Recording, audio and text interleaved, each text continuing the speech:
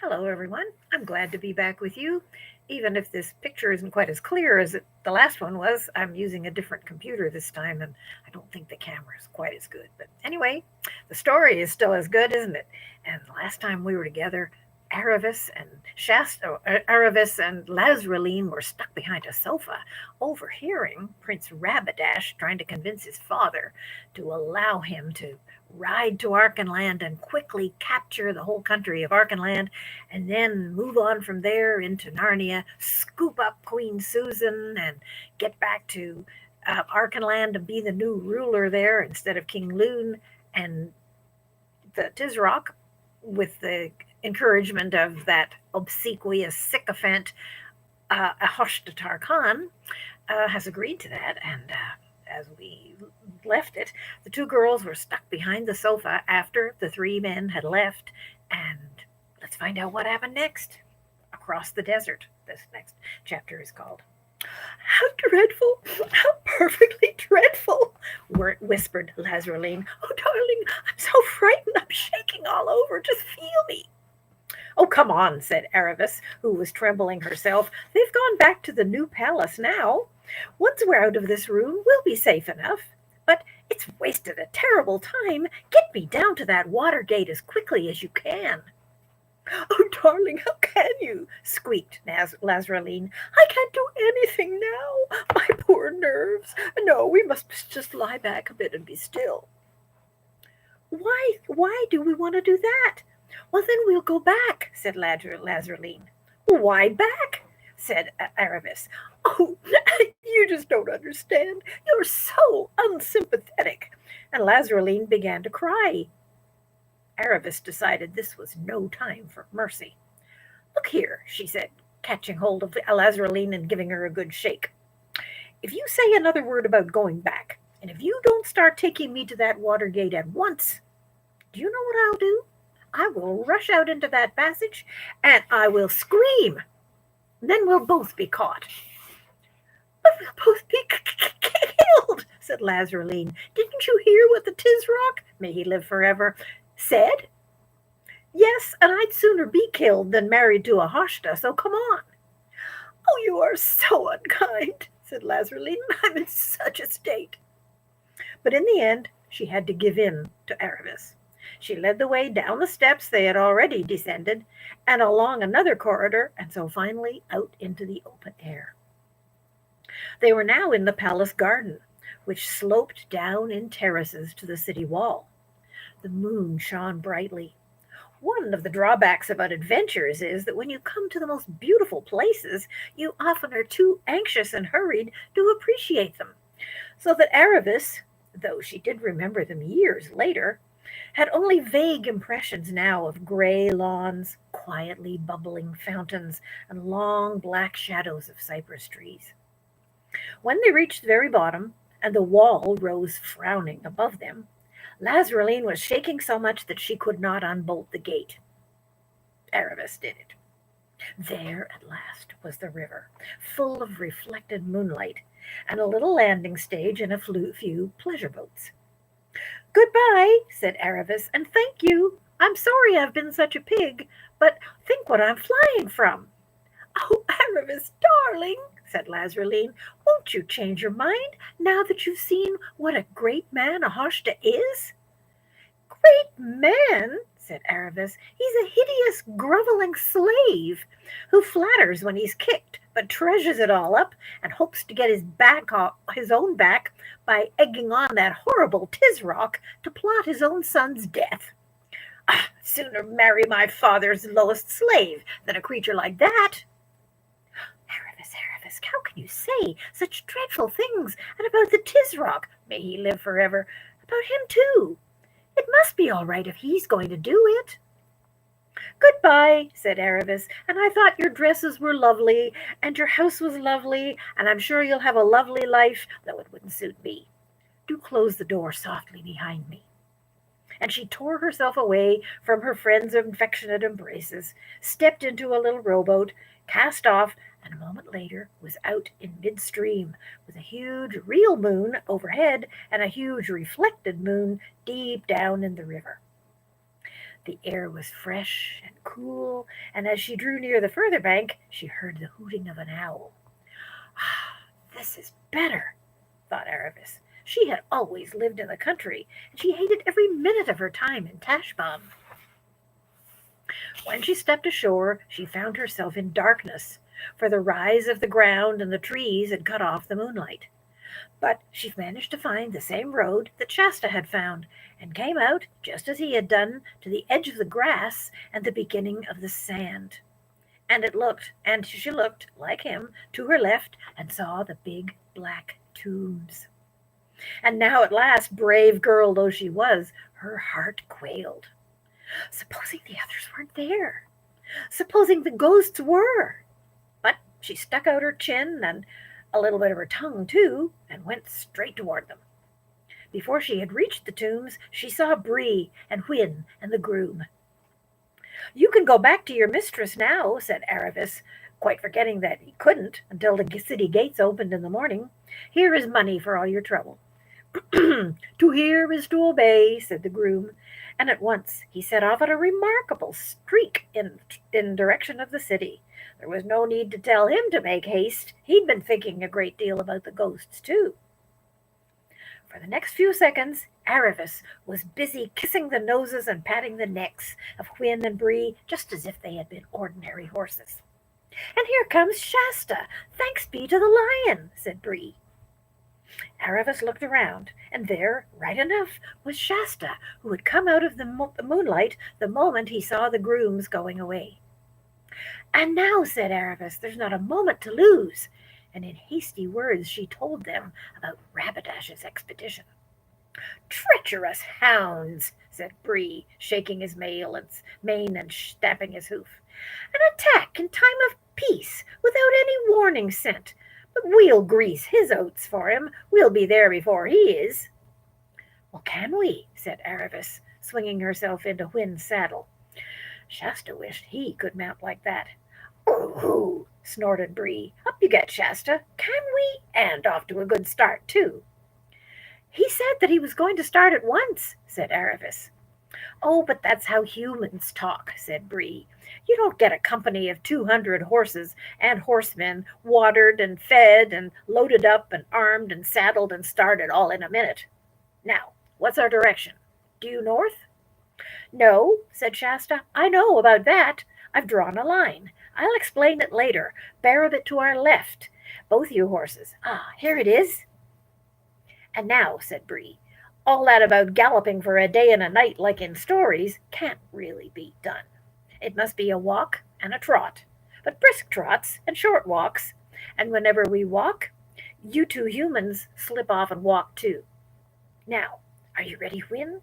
Off we go. Narnia and the North. At first, it was delightful.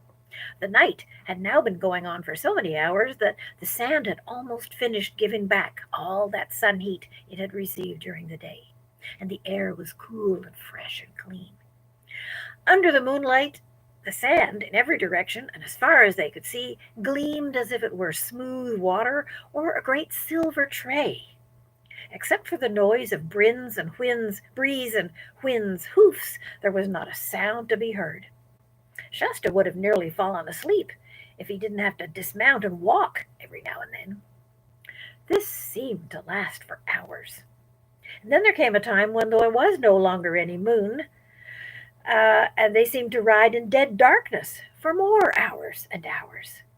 And after that there came a moment when Shasta noticed that he could see Bree's neck and head in front of him a little more clearly than before, and slowly, very slowly, he noticed that the great gray flatness on every side was easier to see. It looked absolutely dead, like something in a dead world. And Shasta felt quite terribly tired, and noticed that he was also cold and that his lips were dry. And all the time, the squeak of the leather, the jingle of the bits, and the noises of the hoofs, not bloppity bloppity as it would be on a hard road, but thubbity thubbity on the dry sand. After hours and hours of riding, far away on his right came a single long streak of paler gray, low down on the horizon, then a streak of red, It was morning at last, but without a single bird to sing about it. He was glad of the walking bits now, for he was colder than ever. Then suddenly the sun rose, and everything was changed in a moment.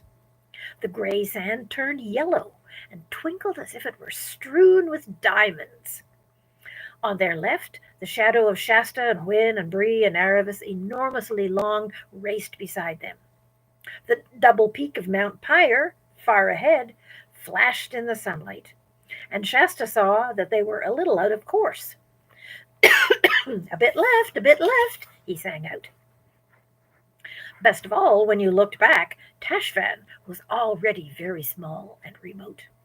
The tombs were quite invisible now, swallowed up in that single jagged-edged hump which was the city of Tisrock. And everybody felt better. But not for long.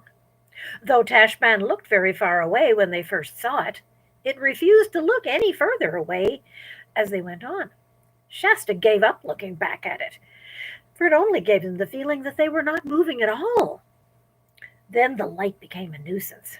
The glare of the sand made his eyes ache, but he knew he mustn't shut them. He must squint and keep on looking ahead at Mount Pyre and shouting out directions. And then came the heat. He noticed it for the first time when he had to dismount and walk. As he slipped down to the sand, the heat from it struck up into his face like opening an oven. Next time it was worse. And by the third time, as his bare feet touched the sand, he screamed with pain and climbed up back onto the back of Bree and said, "Sorry, Bree, I just can't walk. It burns my feet." "Of course," abandoned Bree. "I should have thought of that myself. Stay on. It can't be helped." "It's all right for you," said Shasta to Aravis, who was walking beside Wynn. "You've got shoes on." Aravis said nothing and looked prim. Let's hope she didn't mean to, but she did. On again, trot and walk, and trot and walk, jingle, jingle, jingle, squeak, squeak, squeak, smell of hot horse, smell of hot self, blinding glare, headache, and nothing at all different for mile after mile. Tashbaan never would look any further away.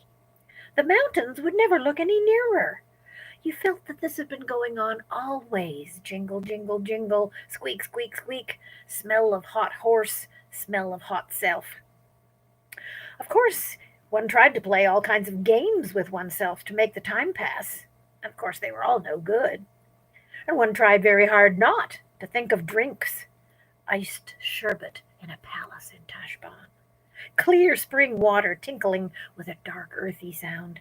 Smooth milk, creamy. The harder you tried not to think about it, the more you did think. At last there was something different. A mass of rock sticking up out of the sand, about 50 yards long and 30 feet high.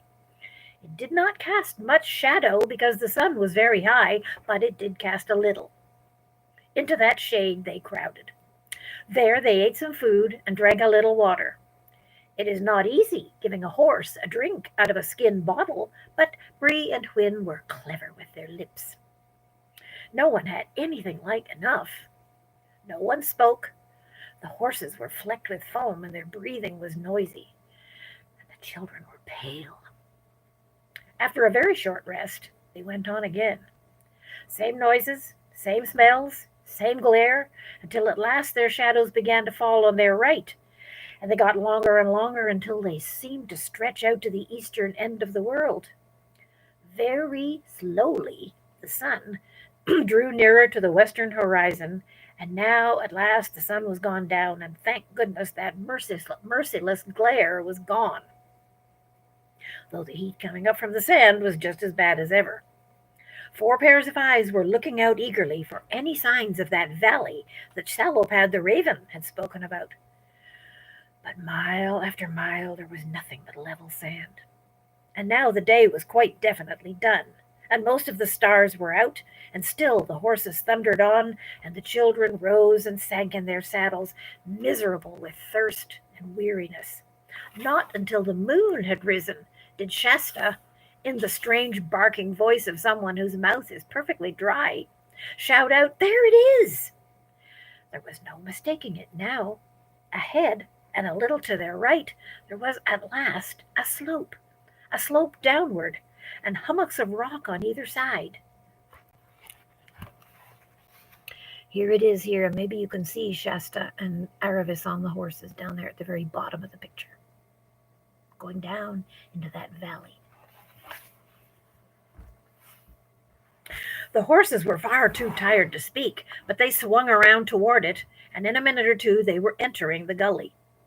At first it was worse in there than it had been out in the open desert, for there was a breathless stuffiness between the rock walls and less moonlight. The slope continued steeply downward, and the rocks on either side rose to the height of cliffs. Then they began to meet vegetation, prickly cactus-like plants and coarse grass of the kind that would prick your fingers. Soon the horse hoofs were falling on pebbles and stones instead of sand. Around every bend of the valley, and it had many bends, they looked eagerly for water. The horses were nearly at the end of their strength now, and Hwin was stumbling and panting and lagging behind Bree.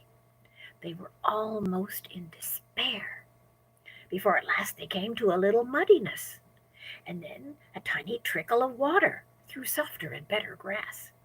And the trickle became a brook, and the brook became a stream with bushes on each side, and the stream became a river.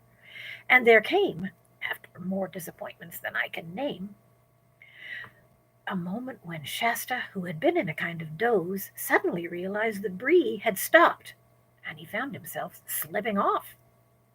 Before them, a little waterfall, a cataract of water, poured into a broad pool, and both of the horses were already in the pool with their heads down, drinking, drinking, drinking.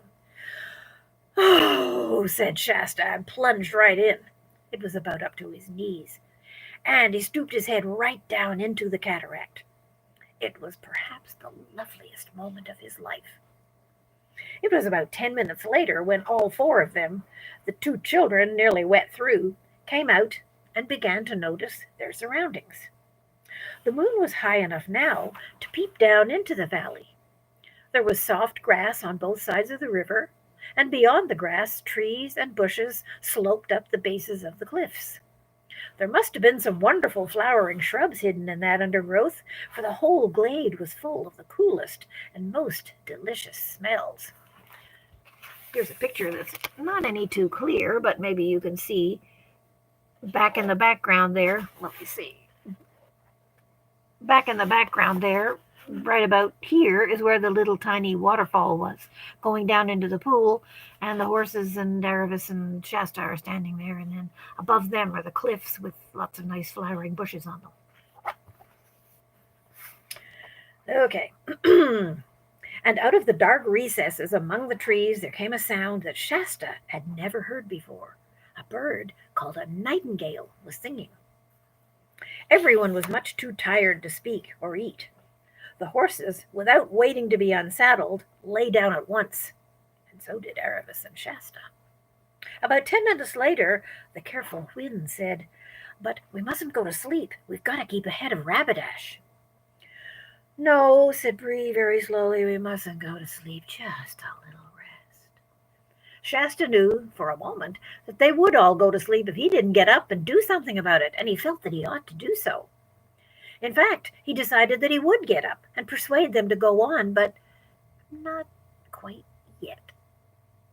Very soon the moon shone, and the nightingale sang over two horses and two human children, all fast asleep. It was Aravis who woke first. The sun was already high in the heaven, and the cool morning hours were already wasted. "Oh, it's my fault," she said to herself furiously, as she jumped up and began rousing the others. "One wouldn't expect horses to stay awake after a day's work like that, even if they can talk. And of course that boy wouldn't. He's had no decent training, but I ought to have known better." The others were dazed and stupid with the heaviness of their sleep. "Hail, Broo," said Bree. "Been sleeping in my saddle again. I'll never do that. Most uncomfortable." "Oh, come on," said Aravis. "We've lost half the morning already. There isn't a moment to spare." "Oh, a fellow's got to have a mouthful of grass," said Bree. I'm afraid we can't wait, said Aravis. What's the terrible hurry? We've crossed the desert, haven't we? But we're not in Archenland yet, said Aravis, and we've got to get there before Rabadash. Oh, we must be miles ahead of him, said Bree. Haven't we been coming a shorter way? Didn't that raven friend of yours say this was a shortcut, Shasta? He didn't say anything about shorter, answered Shasta. He only said better, because you got to a river this way. If the oasis is due north of Tashbaan, then I'm afraid that this way may be longer. Well, I can't go without a snack, said Bree. Take my bridle off, Shasta. Please, said Hwin very shyly. I feel just like Bree that I can't go on, but when horses have humans with spurs and things on their backs, aren't they often made to go on even when they're feeling like this? Oughtn't we be able to do even more now that we're free? It's all for Narnia. I think, ma'am, said Bree very crushingly, that I know a little bit more about campaigns and forced marches and what a horse can stand than you do. To this Hwin made no answer, being, like most highly bred mares, a very nervous and gentle person who was very easily put down. But in reality she was quite right, and if Bree had had a Tarkan on his back at that moment to make him go on, he would have found that he was good for several hours hard going. But one of the worst results of being a slave and being forced to do things is when there's no one there to force you to do them anymore, you find that you've almost lost the power to make yourself do anything. So they had to wait while Bree had a snack and a drink. And of course, Hwin and the children had a snack and a drink too. It must have been nearly 11 o'clock in the morning before they finally got going again. And even then, Bree took things much more gently than yesterday. It was really Hwin, though she was the weaker and more tired, who set the pace. The valley itself, with its brown, cool river and grass and moss and wildflowers and rhododendrons, was such a pleasant valley that it did make you want to ride more slowly. Chapter 10. The Hermit of the South March. After they had ridden for several hours down the valley, it widened out, and then they could see what was ahead of them. The river, which they had been following, here joined a broader river, wide and turbulent, which flowed from their left to their right, toward the east. And beyond them, beyond the river, a delightful country rose gently in low hills, ridge upon ridge, up to the northern mountains themselves. To the right, there were rocky pinnacles, one or two of them with snow clinging to the ledges. To the left, pine-clad slopes, frowning cliffs, narrow gorges, and blue peaks spread away as far as the eye could see. He could no longer make out Mount Pyre.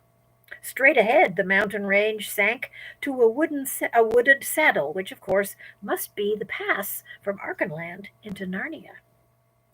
"Bro-hoo-hoo, the north, the green north," neighed Bree, and certainly the lower hills did look greener and fresher than anything Aravis and Shasta, with their southern-bred eyes, had ever imagined. Their spirits rose as they clattered down to where the two waters met. The eastern flowing river, which was pouring from the high mountains at the western end of the range, was far too swift and too broken with rapids for them to think about swimming across, but after looking up and down the bank, they found a place shallow enough to wade. The roar and clatter of the water, the great swirl against the horses' legs, the cool stirring air, and the darting dragonflies filled Shasta with strange excitement. "Friends, we are now in Archenland," said Bree proudly as he splashed and churned his way out on the northern bank. "I think that river we just crossed is called the Winding Arrow." "I hope we're in time," murmured Hwin. Then they began going up, slowly zigzagging a good deal, for the hills were steep. It was all open, park-like country, with no roads or houses in sight. Scattered trees, never thick enough to be a forest, were everywhere. Shasta, who had lived all his life in an almost treeless grassland, had never seen so many or so many kinds. If you had been there, you probably would have known, but he didn't, that he was seeing oaks and beeches and silver birches and rowans and chestnut trees. Rabbits scurried around in every direction as they advanced, and presently they saw a whole herd of deer making off among the trees. "Isn't this simply glorious?" said Aravis. At the first ridge, Shasta turned in the saddle and looked back. There was no sign of Tashbaan. The desert, unbroken except by the narrow green crack which they traveled down, spread to the horizon. "Hello," he said suddenly. "What's that?" "What's what?" said Bree, turning around. And Hwin and Aravis did the same. "That," said Shasta, pointing. "It looks like smoke. Is it a fire?" "Oh, not enough wind to raise a fire," said Aravis. "Look," said Hwin, "look, there are things flashing in it. Look, they're helmets and armor, and it's moving this way."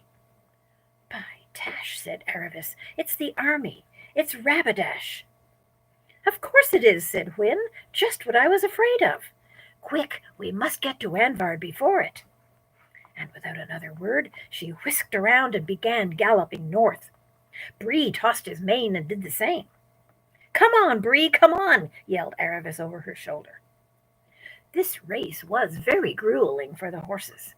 As they topped each ridge, they found another valley and another ridge beyond it, and though they knew they were going in more or less the right direction, no one knew how far it was to Anvard.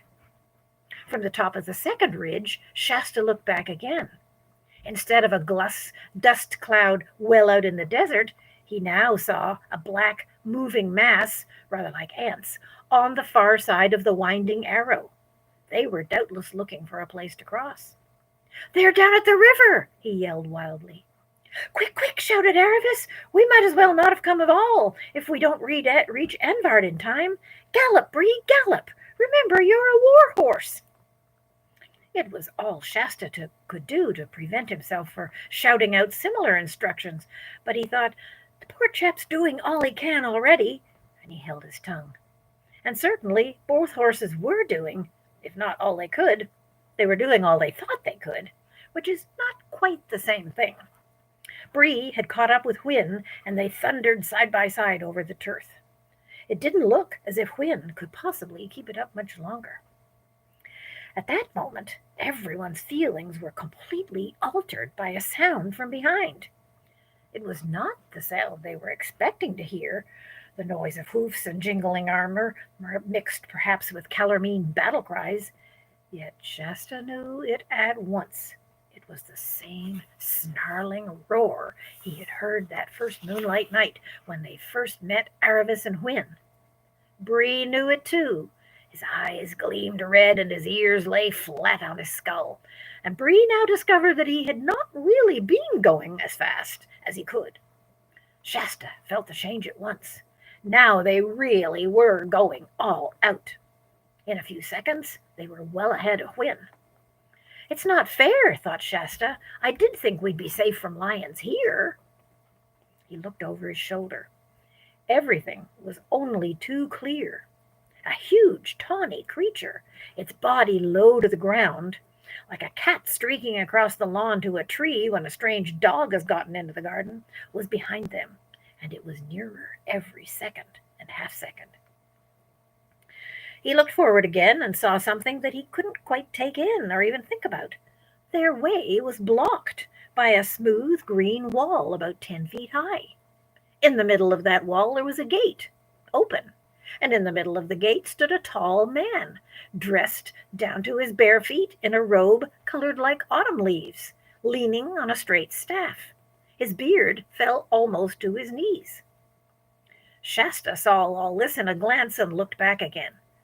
The lion had almost gotten Hwin now. It was making snaps at her back legs, and there was no hope now in her foam-flecked, wide-eyed face. Here we are. I'll try to show you the whole thing at once. There we go. So you can see the hermit of the South March standing in the archway of his house there. You can see Bree without Aravis, or without Shasta on his back, streaking for the gateway. You can see Hwin and the lion almost on her. and Shasta is lying on the ground there. Let's find out how that happened.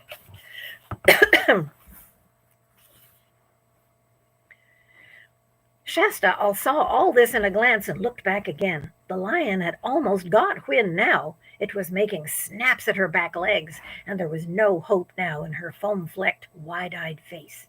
"Stop!" bellowed Shasta in Bree's ear. "I must go back. I must help." Bree always said afterwards that he never heard or never understood this.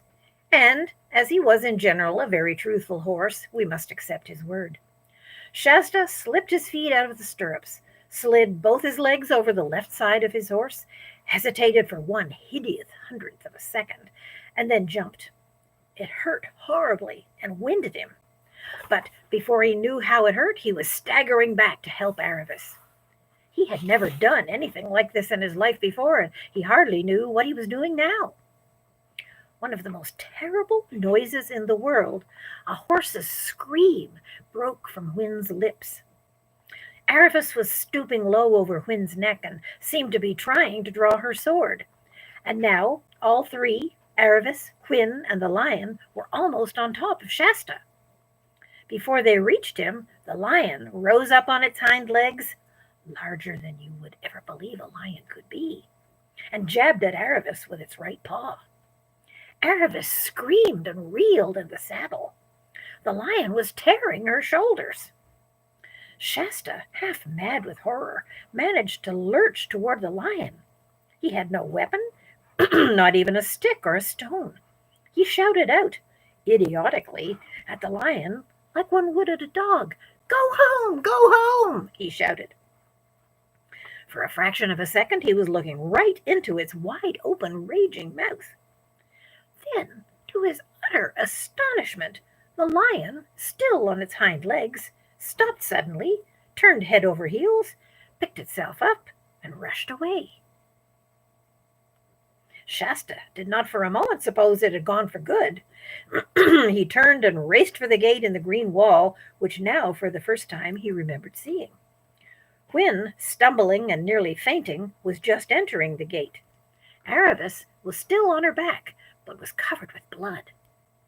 "Come in, my daughter, come in," the robed and bearded man was saying, and then, "Come in, my son," as Shasta panted up to him. He heard the gate close behind him, and the bearded stranger was already helping Aravis get off her horse.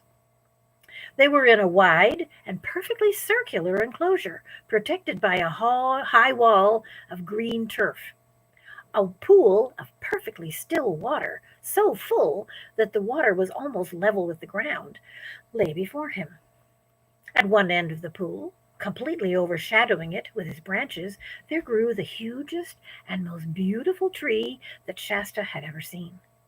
Beyond the pool was a little low house of stone, roofed with deep and ancient thatch. There was a sound of bleating, and over at the far side of the enclosure there were some goats. The level ground was completely covered with the finest grass. Are you, panted Shasta, "are you King Lune of Archenland?" The old man shook his head. "No," he replied in a quiet voice, "I am the hermit of the Southern March. And now, my son, waste no time questioning me, but obey. This damsel is wounded. Your horses are spent. Rapidash is at this moment finding a ford over the winding arrow. If you run now, without a moment's rest, you will still be in time to warn King Lune." Shasta's heart fainted at these words, for he felt that he had no strength left. But as he writhed inside at what seemed the cruelty and unfairness of this demand, he had not yet learned that if you do one good deed, your reward is usually to be set to do another and harder and a better one. But all he said out loud was, "Where is the king?" The hermit turned and pointed with his staff. "Look," he said, "there's another gate, right opposite to the one you entered by. Open it and go straight ahead, always straight ahead, over level, over steep, over rough, over smooth, over dry, over wet.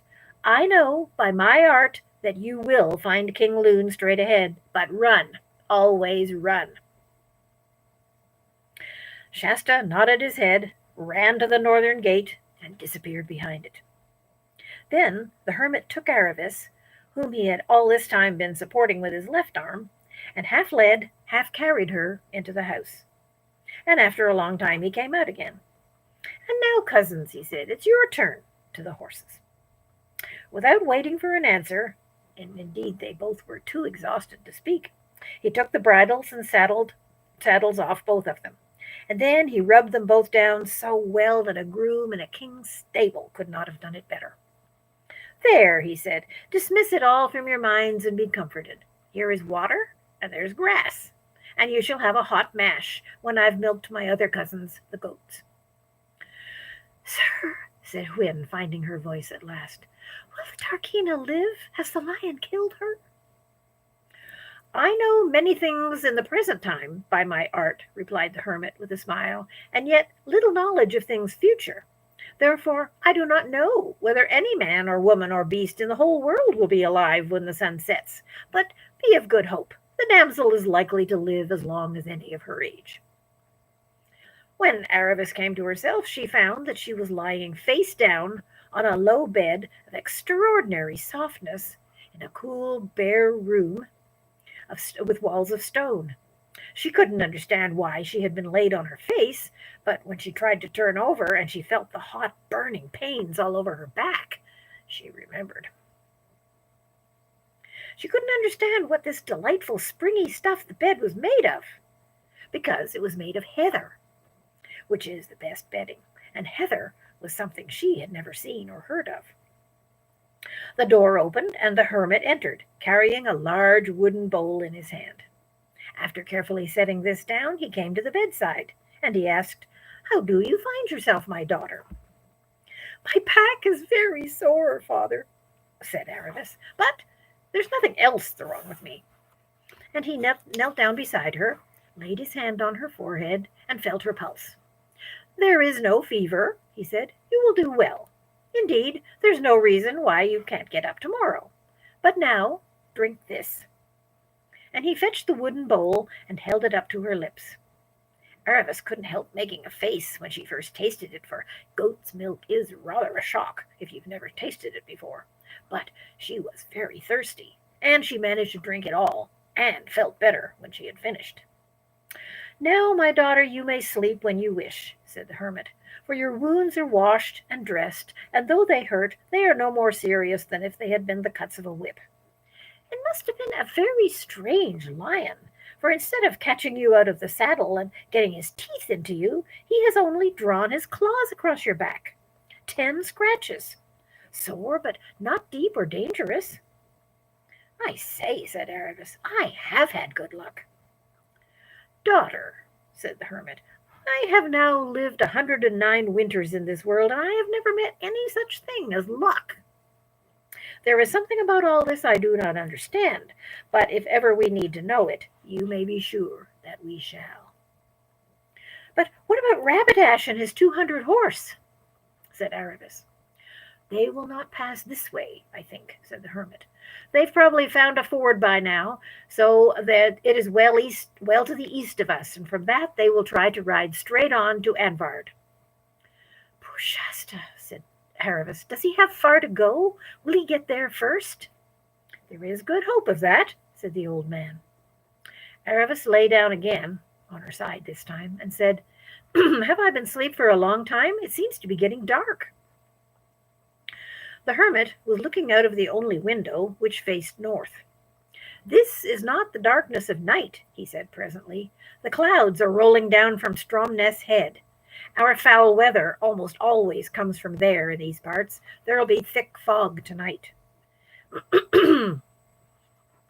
Next day, except for her sore back, Aravis felt so well after breakfast, which was porridge and cream, the hermit said she could get up. And of course at once she went out to speak to the horses.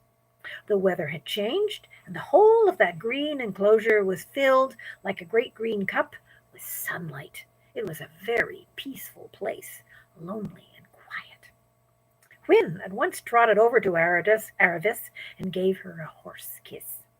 But where's Bree? Said Aravis, when each had asked after the other's health and sleep.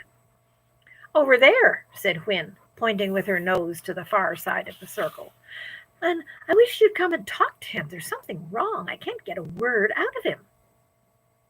They strolled across and found Bree with his lying with his face toward the wall. And though he must have heard them coming, he never spoke a word, and never turned his head. Good morning, Bree, said Aravis, and how are you this morning? Bree muttered something that no one could hear. The hermit says that Shasta probably got to King Loon in time, continued Aravis, so it looks as though all our troubles are over. Narnia at last, Bree. I shall never see Narnia, said Bree in a low voice. Aren't you well, Bree, dear? Said Aravis.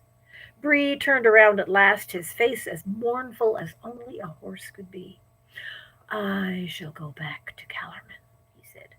What? Said Aravis. Back to slavery? Yes, said Bree. Slavery is all I'm fit for. How can I ever show my face among the free horses of Narnia? I, who left a mare and a girl and a boy to be eaten by lions, while I galloped to save my own wretched skin. Well, we were all running as hard as we could, said Whin. Shasta didn't, snorted Bree. He ran in the right direction. He ran back. And that's what shames me most of all. I, who called myself a war horse and boasted of 100 fights, to be beaten by a little human boy, a child, a mere foal, who had never held a sword in his life or had any good nurture or example. I know, said Aravis. I feel just the same. Shasta was marvelous. I'm just as bad as you, Bree. I've been snubbing him and looking down on him ever since you met us, and now he turns out to be the best of us all. But I think it would be better to go and say we're sorry than to go back to Calormen. It's all very well for you, said Bree. You haven't disgraced yourself, but I have lost everything.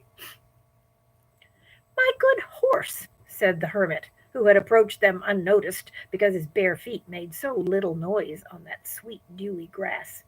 My good horse, you have lost nothing but your self-conceit. No, cousin, don't put your ears back and shake your mane at me. If you are really so humbled as you sounded a minute ago, you must truly listen to learn to some sense. You are not quite the great horse you have come to think. For living among poor dumb horses, of course you were braver and cleverer than them. You could hardly help being that. But it doesn't follow that you'll be anything very special in Narnia. But as long as you know that you're nobody very special, you'll be a very decent sort of horse on the whole, taking one thing with another. And now, if you and my other four-footed cousin will come around to the kitchen door, we'll see about that nice hot mash.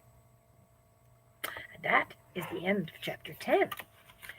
Next time, we'll be back with Shasta, but we'll find that he has an unwelcome fellow traveler. I hope you're enjoying the story so far. I sure am enjoying reading it to you. I'll look forward to seeing you again soon. Bye for now.